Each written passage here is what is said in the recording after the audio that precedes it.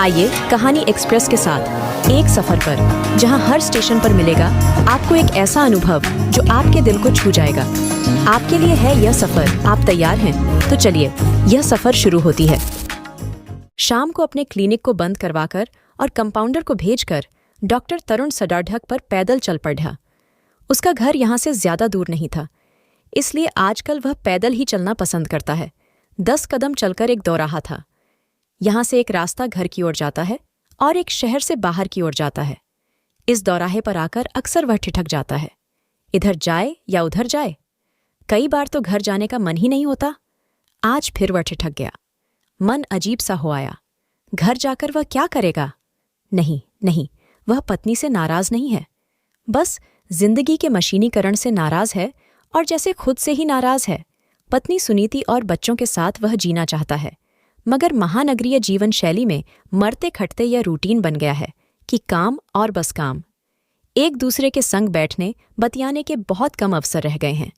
बच्चे बेचारे public school की जानमारू पढ़ाई में लगे रहते हैं, या तो ट्यूशन में या फिर खेल में। पत्नी दफ्तर से लौटकर अपने घर के जरूरी कामों में या अपने मन को बहलाने वाले कामों में लगी रहती है। अब से लेकर रात को सोने तक यही चलेगा, और सुबह उठने से लोग पराये होने लगे और उसे शहर के जीवन की आदत पड़ीडीएच गई। चलते चलते वह रुक गया। उसने सोचा, ऐसे बेकार सडीडीहक पर वह क्यों चलता जाए। देखा तो सामने एक रेस्टोरेंट नजर आ गया। वह उसी में घुस गया। घर तो पास ही था, मगर आज समय काटने का मन था। मूड बदलेगा। एक टेबल पर बैठकर एक दही की लस्सी का गिलास लाने को कहा।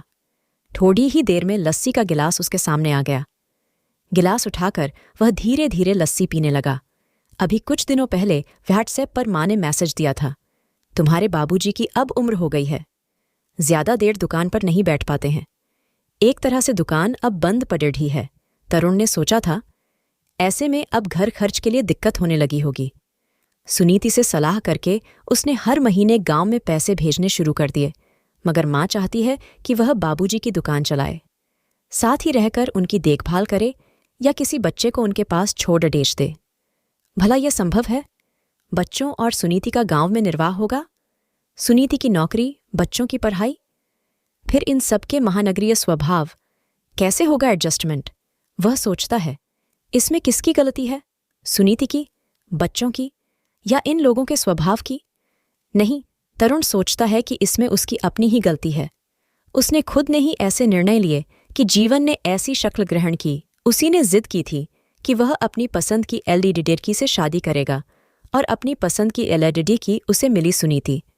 सुनीति का हाथ पकड़ैट कर जीवन अपने ढर्रे पर चलता हुआ उसे यहाँ तक ले आया है कि आज वह अपनी मनमर्जी का जीवन जीते हुए भी स्वयं को अजनबी समझने लगा है। अब वह इस भागम भाग की जिंदगी से कहीं दूर भाग जाना चाहता है। माँ ने तो उसके लिए एक गांव की एलडीडी की देखी थी। वह पढ़ी लिखी भी थी। माँ को बहुत पसंद थी। सुंदर, गृह कार्य में भी निपुण थी, और जैसी बहू माँ उसके लिए चाहती थी, बिल्कुल वैसी ही। माँ ने कहा था, तरुण, यह सारा घर संभाल लेगी, तू उसके साथ बहुत खुश रहेगा। मगर उसने ही तो अपनी माँ की बात ठुकरा दी थी। माँ की पसंद की हुई सुंदर पढ़ी लिखी एलडीडी की उसे न सुंदर लगी थी, न अपने लायक। लस्सी पीकर खाली गिलास तरुण ने मेज पर रख दिया। अब वह सब सोचकर भी क्या फायदा? आज उसकी जिंदगी में सुनीति है। सुनीति के साथ उसके संबंध ठीक ही चल रहे हैं, मगर उसने माँ का फैसला तो ठुकराया, माँ का दिल तो दुखाया। उसने माँ के सपने तो तोड़ दे। आज माँ खुश नहीं है। उसने भी ऐसा कब सोचा था कि माँ को दुखी करेगा? उसने सोचा था कि वह अपने तरीकों से माँ को खुश कर देगा, बाबूजी को विश्राम देगा, बुढ़ापे में सहारा देगा। तरुण के कारण उनका सिर गर्व से ऊंचा होगा, इसीलिए अपने जीवन को इस सांचे में ढाला। मगर वह क्या जानता था कि वह जो जीवन अपना रहा है, जो घर बना रहा है, उसमें माँ के लिए जगह न होगी, बाबूजी के लिए आराम न होगा। ऐसे घर में माँ रहने को तैयार नहीं, जहां उनके साथ बैठकर बतियाने वाला कोई न हो। सुनीति भी दफ्तर चली जाए, बच्चे स्कूल चले जाएं। ऐसे घर में आकर कौन रहे जहां घर के लोग न हो? महानगर में तो पेडीडी ढोसी भी अजनबी बने रहते हैं। अकेले घर में माँ और बाबूजी कैसे पूरा दिन काटेंगे? इसीलिए वे यहां आकर रहने को तैयार नहीं होते। सोचते सोचते उसे ख्याल हुआ कि बहुत देर हो गई है, अब घर चलना चाहिए। उसने सिर झटक कर विचारों को परे धकेला। काउंटर पर जाकर पेमेंट किया, रेस्टोरेंट से बाहर आया। घर पहुंचा तो सुनीति ने मुंह फुलाकर कहा, कहाँ रहे आज इतनी देर कैसे हुई? वह तिलमिला उठा, यह सवाल मत पूछो मुझसे, जाओ अपना काम करो। मैं उकता गया हूं इस जिंदगी से, जहां आदमी के पास अपने लिए 10 मिनट भी न हो। तो इतना उखड़ डियच क्यों रहे हो? यही तो जीवन है, ऐसे ही जीवन चलता है, इसमें हर्ज क्या है? आदमी जितना बिजी रहे उतना अच्छा है। सुनीति ने कहा। वह फट पड़िढ़ा, यह जीवन चल रहा है? ऐसे लगता है जैसे ठहर गए हैं सब लोग। एक रस जीवन, बेरंग जीवन, मशीन की तरह धुआंधार चलता हुआ मगर फिर भी ठहरा हुआ जीवन। सुनीति ठठाकर हंस पड़ी। मशीन जैसा भागता हुआ भी कहते हो, ठहरा हुआ भी कहते हो। बहुत फ्रस्ट्रेटेड लग रहे हो आज, या तुम्हारी तबीयत खराब है डॉक्टर साहब? सुनीति ने पास आकर उसका माथा छुआ। दोनों बच्चे पास आकर खड़े ही ये हो गए थे, चुपचाप अपने पापा का मुंह देख रहे थे। तरुण ने सुनीति का हाथ हटा दिया, भावुक होकर बोला, मैं आज बहुत दुखी हूं, मुझे मेरी माँ की याद आ रही है। सुनीति ने मजाक का मूड बना लिया, माँ की याद आ रही है? छ, बहुत याद आ रही है, छोटे बच्चों की तरह। छेच, शटअप, जस्ट शटअप, वह गरजा। बच्चे सहम गए। यह देख उसने स्वयं को संयत करने की कोशिश की। मैं 2 दिन क्लिनिक नहीं जाऊंगा, बस कल को गांव जाऊंगा, तुम भी चलो। सुनीति एकटक उसका मुंह ही देखती रह गई, फिर वहां से चलकर अंदर कमरे में पहुंच गई। 2 मिनट बाद लौटी तो उसके हाथ में एक पत्र था। वह समझ गया कि जरूर यह पत्र माँ का ही है। माँ अब भी पत्र ही लिखना ज्यादा पसंद करती है। ऐसे तो फोन का भी प्रयोग कर लेती है, मगर फोन रखती नहीं है। कभी घर में किसी के फोन से छोटी मोटी बात कर भी लेती है, मगर एकाध बात करके चुप हो जाती है और कहने लगती है, बस हो गई बात, अब मुझे इस फोन पर कोई बात करना सूझती ही नहीं है। क्या बात करूं? जरूरी होगा तो पत्र लिखूंगी। ऐसी है माँ, फोन कॉल और व्हाट्सएप का बहुत कम प्रयोग करती है। तो लो, आ गया माँ का पत्र। वह मन ही मन हंस भी पड़ीढ़ा। वह पत्र सुनीति ने तरुण को देकर कहा, गांव से माँ जी का पत्र आया है। हमारा भी गांव चलने का मन है, मगर परसों से बच्चों के मंथली टेस्ट शुरू हो रहे हैं। अभी तो तुम हो आओ, हम बाद में चलेंगे। तुम्हारे पास तो कभी वक्त न होगा, तरुण ने क्षुब्ध होकर कहा। कुछ और भी कहना चाहता था, मगर स्वयं को रोक लिया। सुनीति के हाथ से पत्र लेकर पढ़ने लगा। प्रिय बेटा तरुण, खुश रहो, बहू व बच्चों को प्यार। यहां सब ठीक से हैं। तुम्हारे बाबूजी भी अब अच्छे हो गए हैं, दुकान पर बैठने लगे हैं। वे कहते हैं कि तुम पैसे क्यों भेजते हो, यहां क्या जरूरत है, खर्चा ही कितना है हमारा। तुम्हारे दोनों भाई कमा रहे हैं, अपने अपने घर चला रहे हैं। हमारे खर्च के लिए दुकान से कुछ न कुछ कमाई हो जाती है। मगर तरुण, सच तो यह है कि तेरे बाबूजी के बस का दुकान पर बैठना नहीं रह गया है। फिर यह बात भी है कि ऐसे तो खर्चे के लिए पैसा वे नहीं लेंगे। तू उनका स्वभाव शुरू से जानता है ना। अब उनके बारे में और क्या लिखूं? इधर गांव में कई डॉक्टर हो गए हैं। लोगों का कहना है कि एक भी ढंग का डॉक्टर नहीं है। तूने तो फिर भी डॉक्टरी की पढ़ाई कर रखी है, इसीलिए शहर में डॉक्टरी कर पाता है। मगर गांव में आज भी एक अच्छे डॉक्टर की बहुत जरूरत है, और तू खुद समझदार है। इधर तेरे जाने के बाद सारा घर तितर बितर हो गया है बेटा। तरुण पत्र पूरा नहीं पियाच सका, बहुत भावुक हो गया। इतना भावुक कि उसे माँ के हाथ के लिखे पत्र में माँ की सूरत झांकती दिखाई देने लगी थी। पत्र मोड़कर उसने जेब में रख लिया। माँ व बाबूजी के बारे में सोचते सोचते वह यूं ही चहलकदमी करने लगा। एक विचार हौले हौले उसके मस्तिष्क में उतरने लगा। वह अब गांव में जाकर ही रहेगा, वहीं बीढ़ा सा क्लिनिक खोलेगा और शहर से ज्यादा संख्या में रोगियों के इलाज करेगा। पैसा भी कमाएगा और लोगों की सेवा भी करेगा। एक बार फिर अपनी माँ के साथ जिएगा। बच्चों को भी दादा दादी का प्यार मिलेगा। वह अपनी माँ से चिपक कर प्यार करेगा। उससे छोटी छोटी बातों पर डैढेगा, उससे रूठेगा। माँ रूठेगी तो उसे मनाएगा। ऐसे ही सोचते सोचते वह भावनाओं में डूबता चला गया। सहसा उसे माँ के आंचल की वह भीनी भीनी खुशबू आने लगी, जिसे वह बचपन से लेकर बडेढ़ा होने तक बरसों महसूस करता रहा था। वह अगले दिन अकेले ही गांव चले जाने की बात सोचकर अपने बिस्तर में सोने चला गया। तरुण अगले दिन सुबह ही स्कूटर उठाकर गांव के लिए चल दिया। वह यह तय करके चला था कि शाम तक वापस लौट आएगा। स्कूटर पर सवार वह मुख्य सड़क से उतरकर अंदर गांव की ओर जाने वाली पतली डामर की टूटी फूटी सड़क पर उतर गया। उसका गांव रोडा से 7-8 किमी अंदर जाकर था। उसके गांव से पहले 2 गांव और भी पड़े ढहते थे। इस मार्ग पर 1-1.5 किमी चलने के बाद उसे गांव की मिट्टी की सुगंध आने लगी।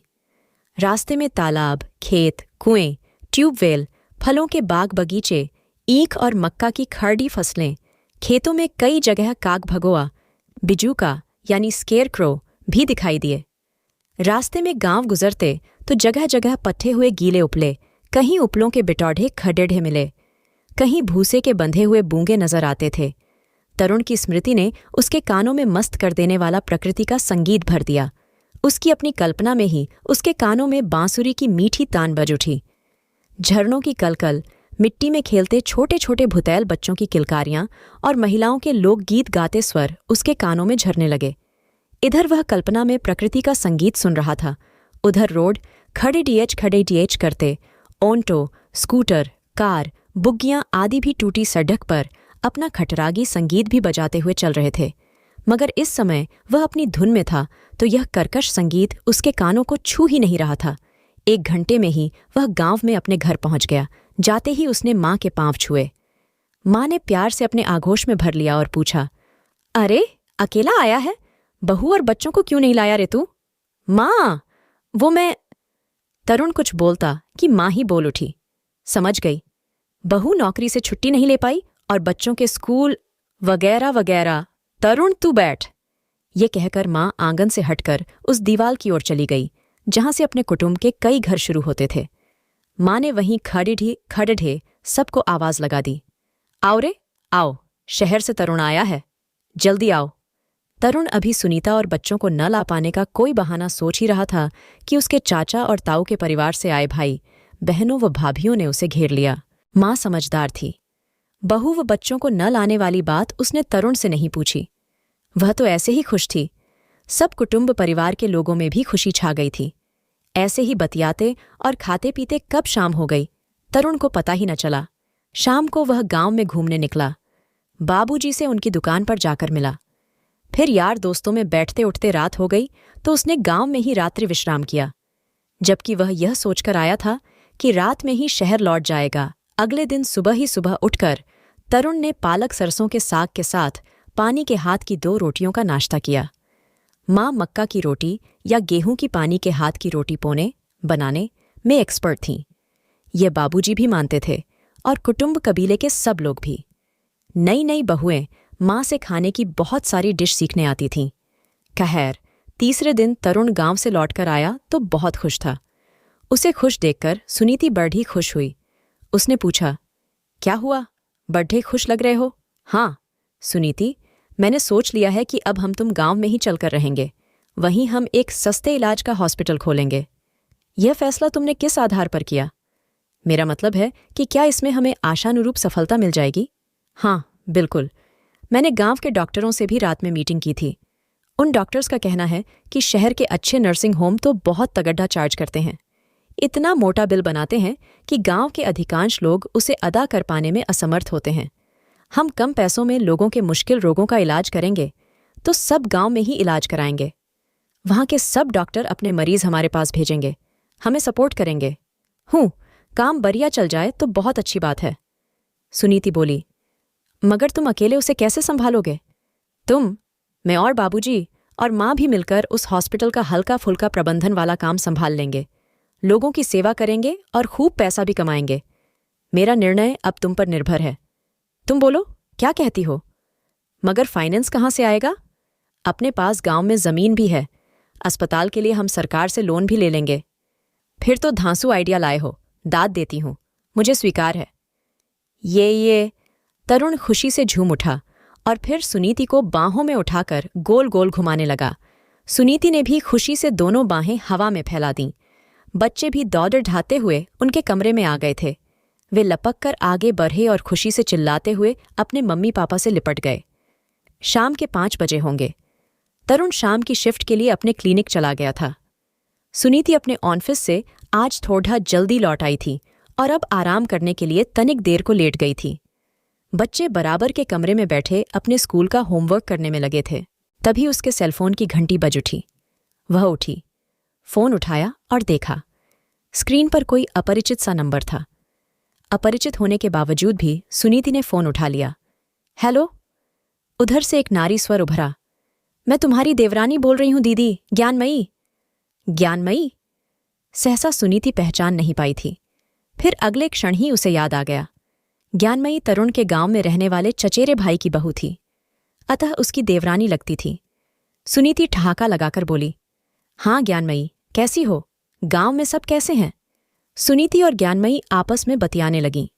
करीब 1 मिनट तक उधर से बात करके ज्ञानमयी ने कहा, आज ये फोन इसलिए लगाया गया है कि माँ तुमसे बात करना चाहती है। माँ? और आज फोन पर? सुनीति सुखद आश्चर्य से भर गई। तुरंत बोली, आज तो मेरे नसीब जाग गए। तो बात कराओ उनसे। अगले क्षण ही फोन पर माँ की आवाज आने लगी। माँ, पाँय लागूं। कहकर सुनीति अपनी सास से बात करने लगी। दोनों में कुशल क्षेम हुई। फिर माँ बोली, कल तरुण गांव में आया था। हाँ माँ, मुझे पता है, सुनीति ने बताया। तुझे तो सब बताया है ना उसने? वह शहर छोड़कर अब गांव में ही काम करने की सोच रहा है। क्या तू भी इसके लिए राजी है? हाँ जी, सुनीति ने छोटा सा उत्तर दिया। यहां गांव में एक अस्पताल खोलने की बात करके गया है, मगर मैंने सोचा कि तुझसे भी तो पूछ लूं। वहां तेरी भी नौकरी है। बच्चे इंग्लिश मीडियम स्कूल में पीआरआई रहे हैं। फिर शहर में तरुण की जमी जमाई डॉक्टरी है। फिर तुझे शहर में रहने की आदत है बेटी। हूँ। मेरे बेटे का क्या है? वह तो बावला भावुक है, मगर मैं अकेले में आज तुझसे इसीलिए बात कर रही हूं कि तेरी मर्जी जान सकूं। वह तुझ पर दबाव तो नहीं डाल रहा है? नहीं माँ, मेरी भी मर्जी है। आपके बेटे की मर्जी तो समझो मेरी भी मर्जी है। नाना बेटी, यह इतना आसान नहीं होगा। शहर और गांव की जिंदगी में जमीन आसमान का अंतर होता है। तुम दोनों की बंधी बंधाई आमदनी है वहां। यह आमदनी एकदम छोड़कर गांव में पैसा लगाना और काम जमने तक घर से बैठकर खाना होगा। कैसे चलेगा? सुनीति चुपचाप सुनती रही, कुछ न बोली। माँ कह रही थी, तू अच्छी तरह सोच ले। मैं अपने बेटे को तो समझा लूंगी। कह दूंगी कि वह गांव में रहने का फैसला छोटी ऐश दे। मगर तूने अगर मन मार कर और उसके नाराज होने के डर से हाँ कह दी हो तो मुझे बता दे, कल को पछताना न हो जाए। सुनीति से अब रहा न गया। वह बोली, माँ, एक बात कहूं? हाँ बेटी, बोल। बोलना। माँ, तुम मेरा बेटा करती रहती हो। तुमने कभी मुझे अपनी बेटी नहीं माना। यह मेरी शिकायत है तुमसे। माँ हंस पड़ी और बोली, बार बार तो तुझे बेटी बोल रही हूं, मगर चल आज तू भी शिकायत कर ले। कह दे अपने मन की बात। बस कहने के लिए ही मुझे बेटी कहती हो माँ, मगर सच सच कहना, तुम तो किसी दूसरी लड़े डिएकी से तरुण का ब्याह करने की सोचती थी ना? माँ यह सुनकर हंसने लगी। देर तक हंसती रही, फिर हंसी रोककर बोली, हाँ बेटी, यह बात सच है, मगर अब तो तू ही है मेरी वो। नहीं, ऐसा कैसे हो सकता है माँ? सुनीति ने मीठा सा प्रतिवाद किया। तुम्हारी पसंद तो कोई और एल्डेड डियाकी थी। देख, बेटे के ब्याह के लिए माँ बाप जाने किस किस लट्टर ढाकी के बारे में सोचा करते हैं। मैं भी सोचती थी, मगर अब तो तू ही मेरी मनपसंद बहू है। मेरे 2 प्यारे से पोता पोती हैं, वे तूने ही तो दिए हैं मुझे। मेरा बेटा खुश है। अब तो मैं तुझी में उस एल्डेड डैठकी को देखती हूं। सुनीति माँ की यह दलील सुनकर बड़ ही खुश हुई। तभी उसका ध्यान दूसरे कमरे में बैठे अपने बच्चों पर गया। पापा आ गए। वे जोर जोर उछल कूद कर रहे थे और आवाज यहां तक आ रही थी।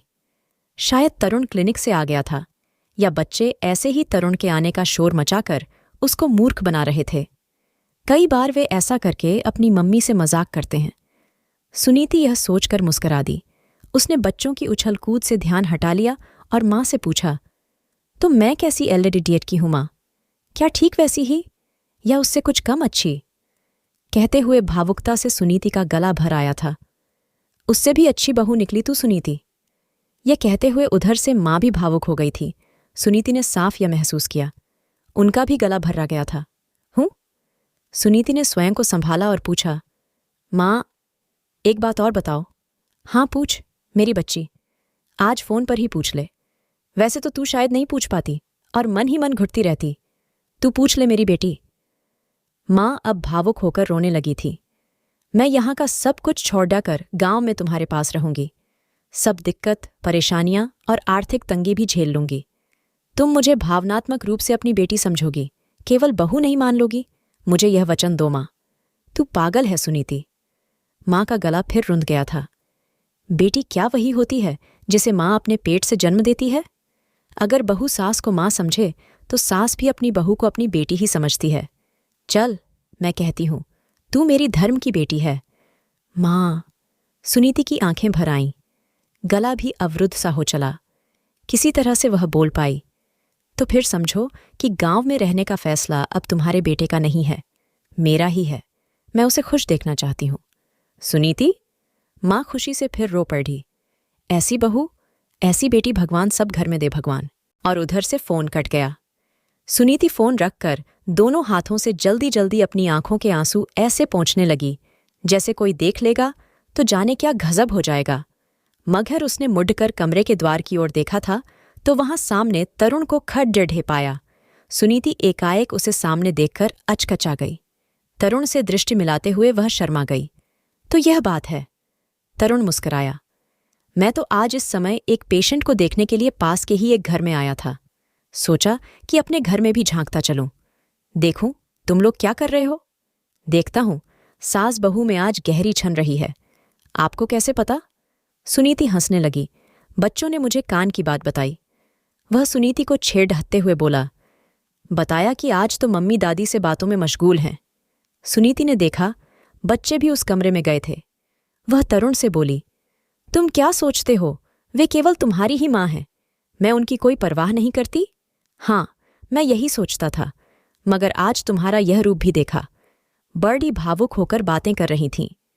जाने दो, तुम कुछ नहीं समझोगे। अब हम शहर में क्यों रहेंगे? हम अपने गांव जाएंगे। अपने गांव को ही वहां रहकर शहर बनाएंगे। मेरा गांव, मेरा देश। ओह, यह बात? तरुण ने ठहाका लगाया। अब हम सास बहू की तरह नहीं, माँ बेटी की तरह रहेंगी और तुम्हारा अस्पताल चलवाएंगी। जब तक अस्पताल खूब अच्छे से नहीं चले तब तक मैं भी वहीं से डेली अप डाउन करके अपनी यहाँ की नौकरी जारी रखूंगी। तरुण ने पूछा, तुम्हें माँ ने वहां से डेली अप डाउन करके नौकरी करने की परमिशन दे दी? सुनीति मुस्कुराकर शरारती अंदाज में बोली, जाओ तुम अपना काम करो। हम सास बहू की बात में मत पड़ी हो, हम आपस में तय कर लेंगे। बस यह याद रखो कि माँ ने क्या कहा था। अच्छा, ये बात? मैं जो ये कहता हूं कि अम्मा ने कहा था, तो मेरी उस बात की नकल उतार रही हो? अभी तुम्हें बताता हूं। तरुण ने लपक कर सुनीति को अपनी गोद में उठा लिया और गोल गोल घुमाने लगा। बच्चों ने आकर उसे रोका और मस्ती करते हुए अपने पापा की टांगों में आ चिपके। पूरा परिवार खुशियों से चहचहा उठा था। समाप्त। पूरी वीडियो देखने के लिए आपका बहुत बहुत धन्यवाद।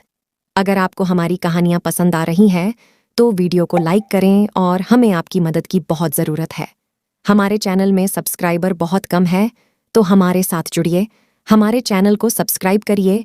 इससे हमें और भी अच्छे अच्छे कहानियां बनाने के लिए मोटिवेशन मिलेगी और आप और बेहतरीन कहानी सुन पाएंगे। आप और भी बेहतरीन शानदार कहानियां सुनना चाहते हैं तो हमारे चैनल कहानी एक्सप्रेस को सब्सक्राइब करना ना भूलें। धन्यवाद।